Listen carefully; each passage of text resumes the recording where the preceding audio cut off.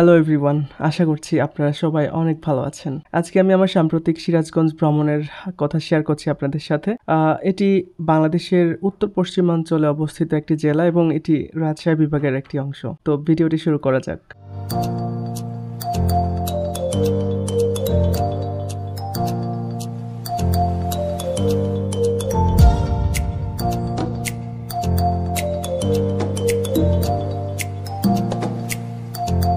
আমাদের প্রথম লোকেশন ছিল বিশ্বকবি রবীন্দ্রনাথ ঠাকুরের কাছারি বাড়ি। কবি জমিদারের বিভিন্ন সময়ে এখানে আসতেন। এই বাড়িটি এখন জাদুঘরে পরিণত হয়েছে এবং সম্ভবত সিরাজগঞ্জের এটি একমাত্র জাদুঘর।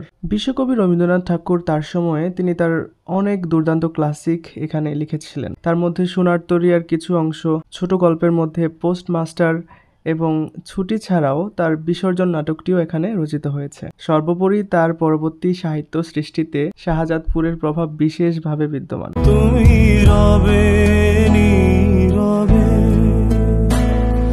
নিবিড় নিভৃত পূর্ণিমা।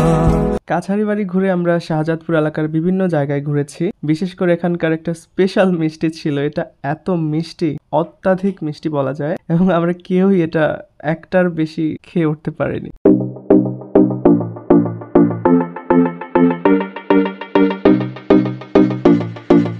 এরপর আমরা এনায়েতপুরের বেড়িবাঁধ পরিদর্শন করি। নদীতে ভাসমান জলের উপর নৌকা দেখা একটা চমৎকার একটা অভিজ্ঞতা ছিল। মানুষ এখানে প্রায় আসে। আমরা কিছু ছবি তুলেছিলাম, বাদাম খেয়েছিলাম এবং সেখানকার সূর্যাস্ত উপভোগ করেছি। সন্ধ্যার দিকে আমরা হযরত মখদুম শাহদুল্লাহর মাজার পরিদর্শন করি এবং আমাদের অনেক ভালো লেগেছে সেখানে ভিজিট।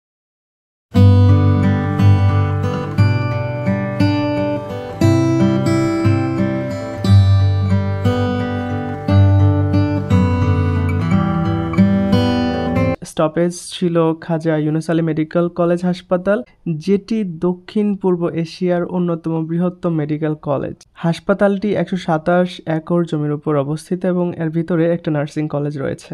যেহেতু আমরা নার্সিং পার্সন, সো আমরা সবসময় নার্সিং নিয়েই কথা বলতে পছন্দ করি। Khwaja Yunus Ali medical college campus এত সুন্দর, আমার কাছে অনেক ভালো লেগেছে। আপনারা কমেন্ট করে জানাবেন আপনাদের কেমন লাগছে।